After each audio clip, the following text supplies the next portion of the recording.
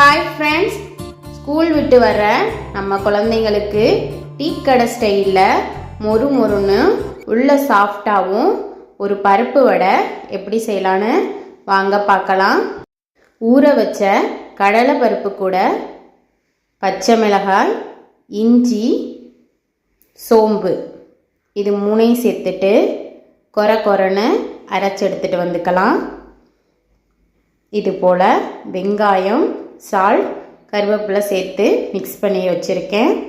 அப்புறம் இது போல் குட்டி குட்டியாக வடையை தட்டி எண்ணெயில் போட்டு எடுத்துக்கலாம். அவ்வளோதான் ஃப்ரெண்ட்ஸ், ரொம்பவே ஈஸியாகவும் ரொம்பவே டேஸ்டியாகவும் வடை இப்போ தயாராகிருச்சு. வெளியில் நல்லா மொறு மொறுனும் உள்ள சாஃப்டாகவும் வடை ரொம்பவே சூப்பராக இருந்துச்சு. ஈவினிங்க்கு காஃபியோட நம்ம குழந்தைங்களுக்கு சர்வ் பண்ணலாம். நீங்களும் ட்ரை பண்ணி பார்த்துட்டு எப்படி இருந்துச்சுன்னு சொல்லுங்கள். மறக்காமல் சேனலை சப்ஸ்கிரைப் பண்ணிக்கோங்க.